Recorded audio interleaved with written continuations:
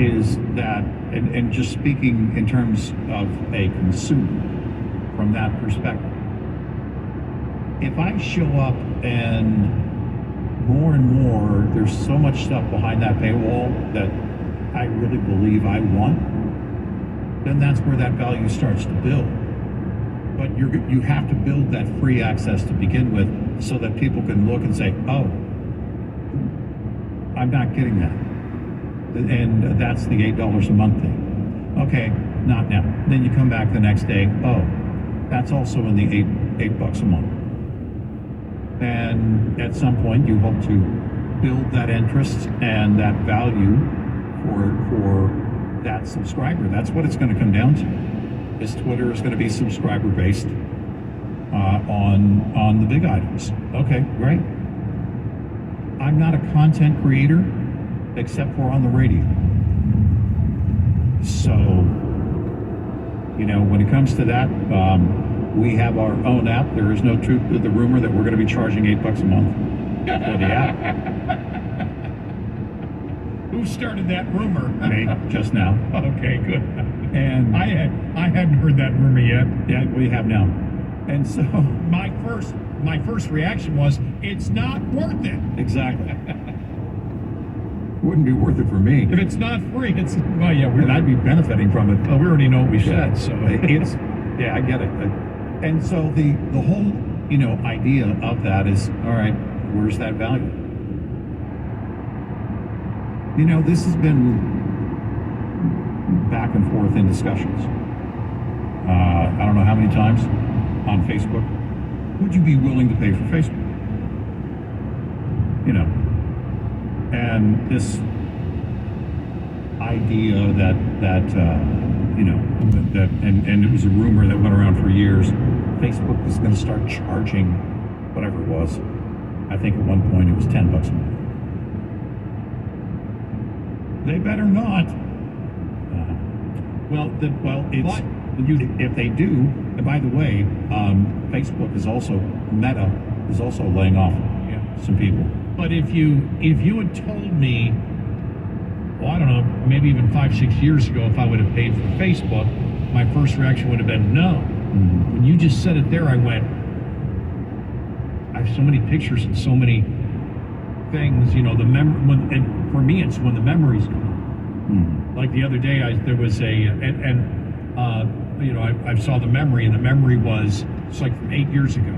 And it's just a simple video, but it's a video of me being at the airport, my mom and dad picking me up, and my late mom, in the car right there, looking out the window and waving to me as they pull up to pick me up. Yeah. Wow. And then I realized just off of that, how many things are on Facebook of my life over the last 15 years, and so it wasn't worth it. You didn't preserve elsewhere. Probably I didn't preserve elsewhere yet. Probably Yeah. I didn't. On my phone, I have a ton of stuff, and I have stuff. If I went back, I'd probably have it on the cloud, on my phone. I've got all my stuff I monitor on the cloud to make sure it's uploading. Right. Mine's loading. I just haven't checked stuff. That one, I was going to go back and check it yesterday. I just got sidetracked. Right. But I want to go back and see, because I think the video's longer. I remember it being longer. So I think I have it on the cloud somewhere. But I know if somebody doesn't do that, that would be my first reaction. Would have been my reaction. Well, maybe it's worth a couple bucks a month to keep those memories, or at least download them. Keep it for a month to download everything. Yeah, well, I for a year where I can go back and I pay a couple of bucks a month for a cloud service for just that.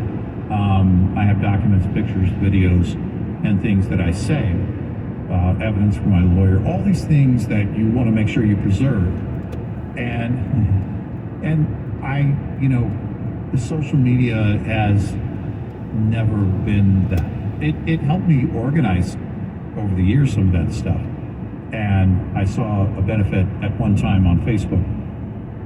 I can't remember the last time I jumped on Facebook, aside from something work related in the last week or two.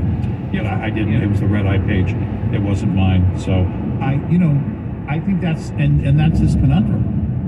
there are going to be people out there that are willing to pay the $8 right away.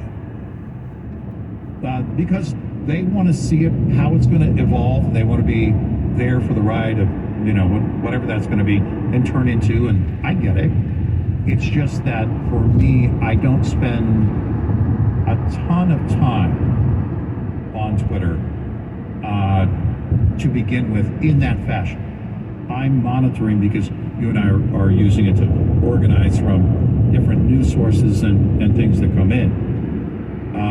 And also gauge reaction at times of people. But I don't know to what extent that's going to be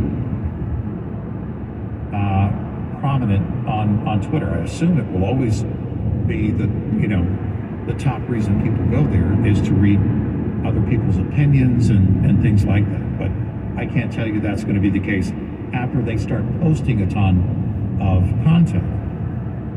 If their goal is ultimately to take on YouTube and become a better YouTube,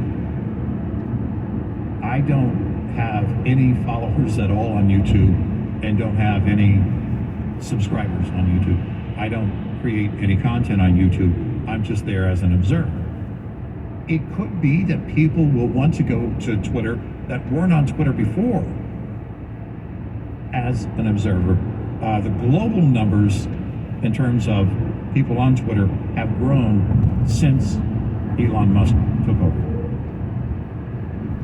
They're losing because of the business model that was in place when he took it over. $4 million a month, I think he said. A day. Yeah, a day. And a lot of that is coming from, they believe, Twitter Blue. Because when you build something, again, subscriber-based, then you've got to build the infrastructure in order to facilitate and keep that subscriber base happy.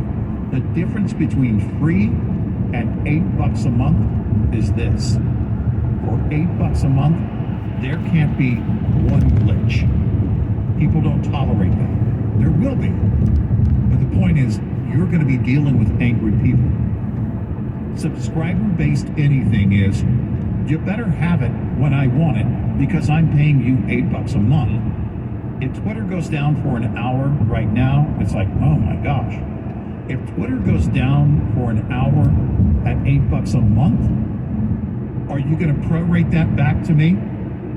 And that's the difference. And so you've got to have a team in place, and it costs you money to get that revenue stream going. I just can't see him doing it now. I can see getting people to try to pay for the blue check mark and then offering certain benefits along the way, and then 5 years from now, bringing everybody in at $8 or $10 or whatever it would be with inflation. Oh, you mean a paywall across the board? Yeah. Yeah. No, I don't think there's going to. I think they abandoned that idea early on because the idea was. Well, they're discussing. I know. The whole point of the story was yesterday. I know. They're discussing doing it. Yeah, well, I think they abandoned. I think the story is old. The story's from the source, and from what I gathered, they've put that behind them because everybody basically said you're not going to get enough people on board for that. But it was going to be a $2 paywall versus the $8. $2 gets you in, the $8 gets you the verified and then the fewer ads and all of those benefits. $2 just gets you the access. Still, you're asking people to shell out $2 a month. Yeah. And that's not going to happen. I don't see them doing that. And I think that's why they moved on. And I think that's why the focus has been, at least from Elon Musk on Twitter, it's been on the $8 a month thing. It's fun to watch liberals that have a blue check react to all this because they really thought they were anointed. And they're learning that, it doesn't really mean that much. People really don't care that much about you. 866-90-RED-EYE. Get in touch with Red Eye Radio, toll free at 866-90-RED-EYE. If you like listening to Red Eye On Demand, we have more of Eric Harley and guests for you. Download RER's Extra Mile podcast. More topics and issues discussed. It's the most wonderful time of the year for